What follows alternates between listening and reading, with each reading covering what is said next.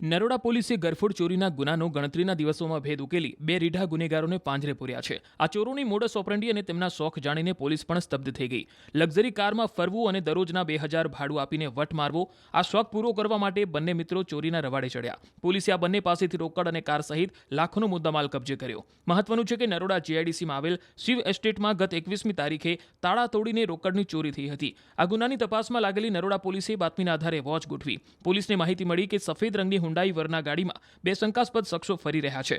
પોલીસે ગાડી રોકી તપાસ કરતા નિકોલનો દિવ્યાંગ ઉર્ફે દિવ્યેશ રાઠોડ અને શાહીબાગનો હિતેન્દ્ર ઉર્ફે ટશન સિગોલિયા ચોરીના મુદ્દામાલ સાથે ચોરીના કેસમાં રંગે હાથે પકડાઈ ગયા। પોલીસે આરોપીઓ પાસેથી 1.49 લાખ રોકડા અને મોબાઈલ સહિત કુલ 9,59,500નો મુદ્દામાલ જપ્ત કરી કાયદેસરની કાર્યવાહી હાથ ધરી છે। ગઈ તારીખ 21ના રોજ જીઆઈડીસીમાં એક કંપનીમાં ચોરી થઈ હતી, જેમાં 1,90,000 રૂપિયા અને એના ડીવીઆરની ચોરી થઈ હતી। ત્યાં સીસીટીવીમાં બે આરોપી દેખાયા હતા। એ આરોપીમાં અમારી સર્વેલન્સના પીએસઆઈ વિજય ચૌધરી અને એની ટીમ એની રેકી કરતી હતી અને એની બાતમી મેળવવાનો પ્રયત્ન કરતી હતી। એ સમય જતાં એક વરના ગાડીમાં આ બે ચોરી કરેલા માણસો અહીંયાથી નીકળે છે તેવી બાતમી હકીકત મળતા તેમને પકડી પાડવામાં આવે અને બંને આરોપી પાસેથી 1,50,000 રૂપિયા રોકડા, મોબાઈલ ફોન અને વરના ગાડી એ કબજે કરવામાં આવે છે અને નરોડા પોલીસ સ્ટેશનમાં ગરફોડ ચોરીનો ગુનો રજીસ્ટર થયો હતો એ ડિટેક્ટ કરવામાં આવે છે। બંને આરોપી ખૂબ જ રેડા છે। અગાઉ પણ એમાં ગરફોડ ચોરીના ગુના નોંધાયેલા છે। એમાં 2018થી આ બંને એક સાથે ગરફોડ ચોરી કરે છે। એમાં જે દિવ્યાંગ છે એના વિરુદ્ધમાં કુલ 29 ગુના નોંધાયેલા છે। એ 5 થી 6 વાર ભાષામાં ગયેલો છે। ઉપરાંત જે આરોપી બીજો નામ છે જેનું નામ છે હિતેન્દ્ર ઉર્ફે ટશન, એના વિરુદ્ધ પણ 7 ગુના છે। એ પણ 2 વાર પાસામાં જઈ આવેલો છે। આ જે આરોપીઓ છે પોતાના મોત શોખ પૂર્ણ કરવા માટે અત્યાર સુધી આ બધી ગરફોડ ચોરીઓ કરે છે।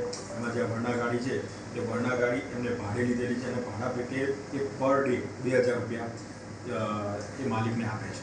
બંને એકબીજાને ચોરીમાં સેન્ટ્રલ જેલમાં મળ્યા હતા, ત્યાંથી બંનેની વિચેતા થઈ અને 2018થી બંને સાથે ચોરીઓ કરે છે। એમાં ટાર્ગેટનું એવું નથી, લોકો રાત્રે એમને એવું લાગે કે અમારી જોડે પૈસા ખૂટી ગયા છે, કોઈ પણ વિસ્તારમાં જાય અને કોઈ એવી અભાવની જગ્યા લાગે કે જ્યાં કોઈ માણસો નથી, ચોકીદાર નથી, એવી જગ્યાએ પોતે અંદર ઘૂસી જતા એમની કબૂલાતમાં એવું પણ જાણવા મળે છે। અગાઉ પણ નરોડામાં આવેલા છે, 2 થી 3 જગ્યાએ એ લોકો તાળા તોડેલા છે, પણ તેમને કંઈ ખોટું હકીકત અથવા કંઈ પણ એ વસ્તુ મળી નથી।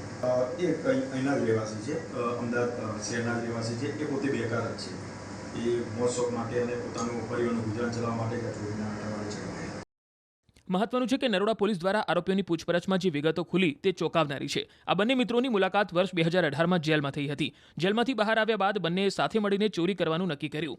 ખિસ્સામાં પૈસા ખૂટી જાય એટલે ગમે ત્યાં ચોરી કરી લેવી તેમની આદત હતી। આશ્ચર્યની વાત એ છે કે ચોરીના પૈસાથી મોજશોખ કરવા માટે તેઓ રોજના 2,000 રૂપિયા ભાડું આપી લક્ઝરી કાર ફેરવતા હતા। પોલીસે સમગ્ર મામલે બંને આરોપીઓને દબોચીને કાયદેસરની કાર્યવાહી હાથ ધરી છે।